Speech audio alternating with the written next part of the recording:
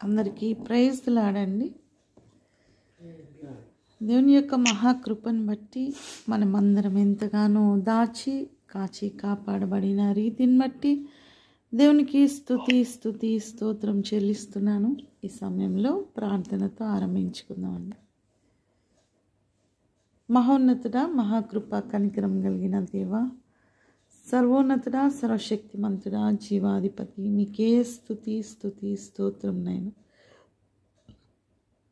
గడిచిన కాలం ఎంతగానో దాచి కాచి కాపాడిన దేవా, ఈ దినానికి కావలసిన సమస్తము దయచే దేవా, మా పక్షంలో యుద్ధం వచ్చే దేవా, మాకు జ్ఞానం ఇచ్చి నడిపించే దేవా, ఆలోచన ఇచ్చు దేవా, మీకే స్తోత్రం నైనా. నైనా మీ నామంలో మమ్మల్ని హెచ్చించు దేవా, తలగా ఉంచుటకు శక్తిమంతుడా, హెచ్చైన స్థలములలో మమ్మల్ని ఉంచుటకు శక్తిమంతుడా, సమాధానకర్త అయిన దేవునిగా మా కుటుంబాల్లో సమాధానం ఇచ్చువాడా, మీకే స్తోత్రం నైనా. మిమ్మల్ని ఆహ్వానించుకుంటున్నాము. మీ నామాన్ని గణపరుచుకుంటూ, మీ నామాన్ని హెచ్చించుకుంటూ, సమస్తము మీ హస్తాలకి, మీ అధికారానికి అప్పగించుకుంటూ, యేసన్న శక్తి గల నామంలో అడిగి వేడుకొని పొందినాం తండ్రి. ఆమేన్, ఆమేన్. హల్లెలూయా.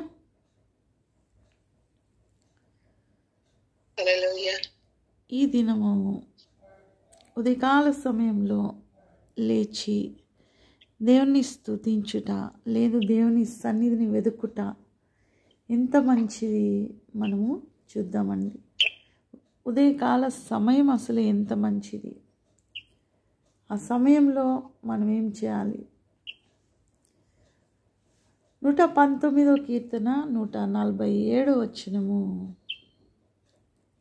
48వ వచనం, 147, 148. మళ్ళీ చెప్పరా, అర్థం కాలే. 119వ కీర్తన 147, 48.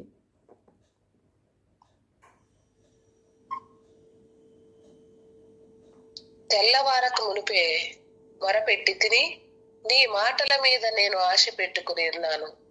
నీవిచ్చిన వాక్యమును నేను ధ్యానించుటకై నా కన్నులు రాత్రి జాములు కాక మునిపే తెరుచుకుందును. ఆమేన్. హల్లెలూయా.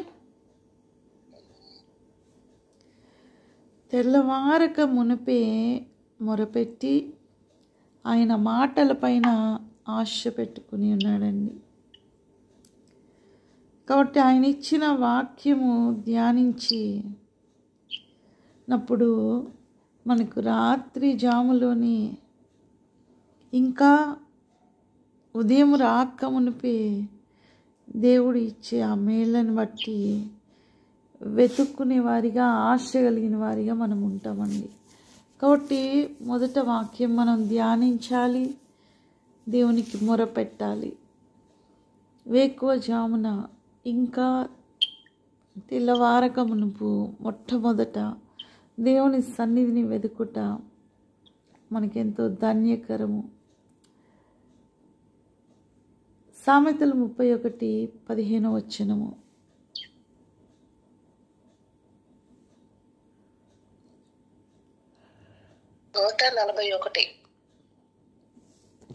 సామెతలు 31:15.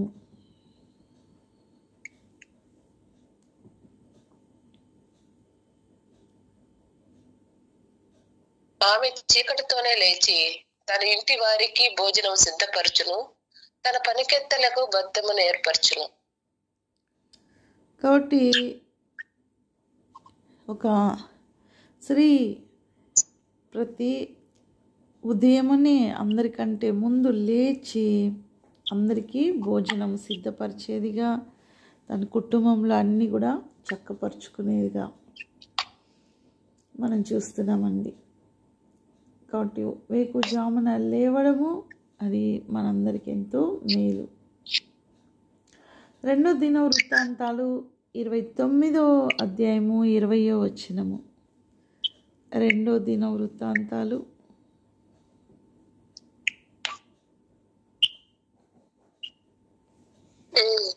29, 20. 29 లేదు కదా. రెండో దిన వృత్తాంతాలు, క్రానికల్స్, సెకండ్ క్రానికల్స్. అదే 29వ అధ్యాయము 20వ వచనమమ్మ. అప్పుడు రాజైన హిజ్కియా పెందల కడ లేచి పట్టణపు అధికారులను సమకూర్చుకొని యెహోవా మందిరమునకు పోయెను.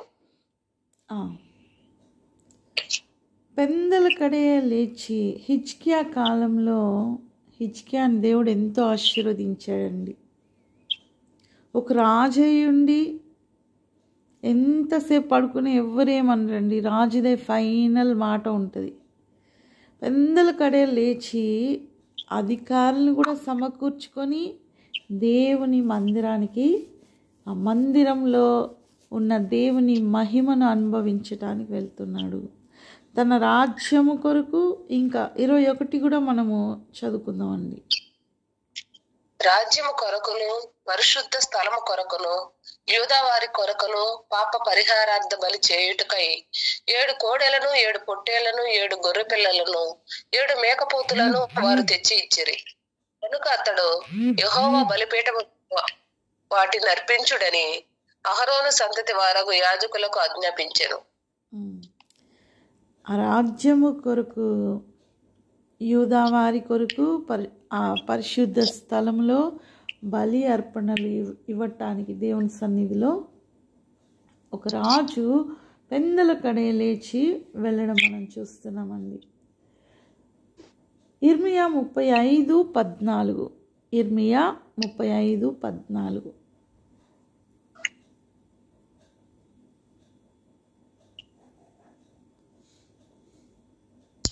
ద్రాక్ష రసము త్రాగవద్దని రేకాబు కుమారుడైన యెహోనాదాబు తన కుమారులకు ఆజ్ఞాపించిన మాటలు స్థిరంగా ఉన్నవి. నేటి వరకు తమ పితరుని ఆజ్ఞకు విధేయులై వారు ద్రాక్ష రసము తాగకున్నారు. అయితే నేను పెందల కడ లేచి మీతో బహు శ్రద్ధగా మాట్లాడి నన్ను మీరు నా మాట వినకున్నారు. పెందల కడ లేచి ఇక్కడ మాట్లాడుతున్నా సరే, శ్రద్ధ పెట్టి మాట్లాడినా సరే వాళ్ళు వినట్లే. కానీ పెందల కడనే లేచి మనము శ్రద్ధ పెట్టాలి. దేని మీద? దేవుని పైన పెట్టాలి. ముఖ్యంగా మొట్టమొదట మన శ్రద్ధ మొదట దేవుని పైన పెట్టేవారిగా ఉండాలి. దీనిలోనే 15వ వచనం చూద్దామండి.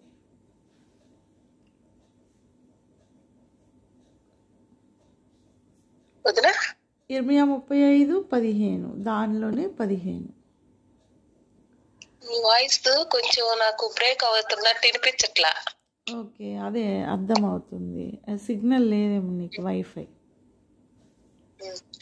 మరియు పెద్దల కడ లేచి ప్రవక్తలైన నా సేవకులందరినీ మీ యొద్దకు పంపుచు ప్రతి వాడును తన దుర్మార్గతను విడిచి మీ క్రియలను చక్కపరుచుకుని ఎడలను, అన్య దేవతలను అనుసరింపకయు వాటిని పూజింపకయు నుండిన ఎడలను నేను మీకును మీ పితరులకును ఇచ్చిన దేశంలో మీరు నివసింతురని నేను ప్రకటించి తిని గాని మీరు చెవి యొగ్గక నా మాట వినకపోతిరి. పెందల కడే లేచి అందరూ కూడా, ప్రవక్తలు, సేవకులు అందరూ కూడా దుర్మార్గత విడిచి వారి క్రియలను పక్కన పెట్టి అన్య దేవతలను పూజించకుండా దేవుని కొరకు వారు ప్రకటించేవారిగా, నివసించేవారిగా, దేవుని వైపు మరలుకునేవారిగా ఉన్నట్లయితే ఆశీర్వదింపబడతారండి. కాబట్టి పెద్దల కడనే లేచి మనము బోధించాలి, ప్రకటించాలి, ప్రార్థించాలి, మొరపెట్టాలి, దేవుని వాక్యము ధ్యానించాలి. మార్కు సువార్త 1:35 చూద్దామండి. మార్కు సువార్త 1:35.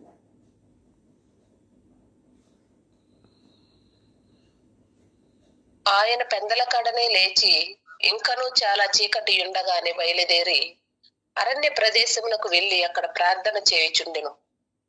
ఇక్కడ యేసయ్య కూడా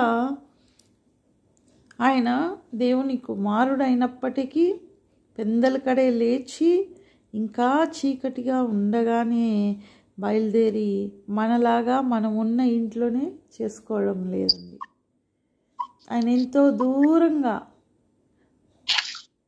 అరణ్య ప్రదేశానికి వెళ్ళి అక్కడ ప్రార్థన చేస్తున్నాడు. ఆయన కొండపైకి వెళ్ళి అక్కడ ప్రార్థన చేస్తున్నాడు.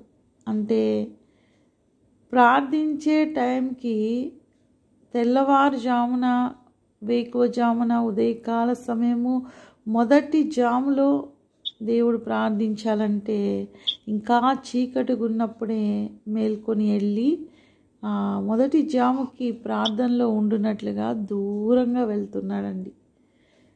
కనుక మనల్ని కూడా మనము సిద్ధపరచుకొని ఉదయకాల ప్రార్థనలో మనం గడపడము ఎంత మేలో యేసయ్యని పోలి మనము జీవిస్తున్నాం. అయితే దీనివల్ల ఏంటి లాభము?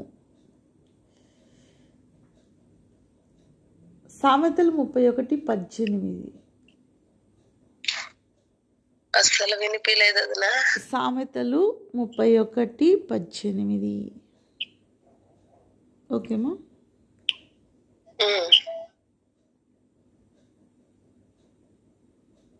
తన వ్యాపార లాభము అనుభవముచే తెలుసుకొనును, రాత్రి వేళ ఆమె దీపము ఆరిపోదు. కాబట్టి పెందలకడిని ఆమె లేచి అవన్నీ చక్కబెడుతుంటే ఆ ఇంటి దీపము ఆరిపోదు. ఆమె ఎంతో కష్టపడే ఆమెగా తన ఇల్లు చక్కబెట్టుకునే ఆమెగా ఉందండి. వ్యాపార లాభము ఆమె పొందుకునే ఆమెగా ఉంది. 20వ వచనం చూస్తే దీనిలోనే 20వ వచనము, దీనులకు తన చెయ్యి చాపును, దరిద్రులకు తన చేతులు చాపును. అంటే దీనులకు దరిద్రులకు ఆమె సహాయం చేయగలిగేంతగా ఆమె అభివృద్ధి చెందుతుందండి. ఇంకా 23 చూద్దామండి. ఆమె పెనిమిటి దేశపు పెద్దలతో కూడా కూర్చుండును, గవిని యొద్ద పేరు కొనిన వాడై ఉండును. పేరు పొందుకునే వారిగా ఆ కుటుంబము ఆశీర్వదించబడుతుంది. 28 చూద్దామండి. ఆమె కుమారులు లేచి ఆమెను ధన్యురాలందరూ, చాలా మంది కుమార్తెలు పతివ్రత ధర్మమును అనుసరించి ఉన్నారు. అయితే ఆమె గొప్ప పేరు ప్రతిష్టలు, తన కుటుంబంలో ఉన్న వారు సైతం ఆమెని ఎంతగానో పొగిడేవారిగా, ఎంతగానో ఆమెని ఇష్టపడేవారిగా, ఆమె కార్యాలపైన నమ్మకం ఉంచేవారిగా ఆమెని చూస్తారండి. అనేక మంది ఇష్టానుసారంగా వారిష్టం వచ్చినట్టు జీవించేవారు ఎంతోమంది ఉన్నారు. కుటుంబాలని విడిచిపెట్టి వెళ్ళిపోయేవారు ఎంతోమంది ఉన్నారు. కానీ వీరంతా కూడా చేతగాని వారిగా ఉన్నారండి. ఎవరైతే పెందలకడ లేచి దేవుని సన్నిధిలో ఆయన్ని మొరపెడుతూ వాక్యం ధ్యానిస్తూ దేవుని యందు భయభక్తులు కలిగి ఉంటారో వారు తమ కుటుంబాలని కూడా చక్కబట్టుకోగలరు, కుటుంబాన్ని స్థిరపరచుకోగలరు, కుటుంబంలో గొప్ప పేరు ప్రతిష్టలు తెచ్చుకోగలరు, కుటుంబాన్ని సరైన మార్గంలో నడిపించగలరు. చివరికి ఆ కుటుంబాన్ని వాళ్ళు ఏలేవారిగా ఉంటున్నారంటండి. 27వ వచనం చూద్దాం. 27.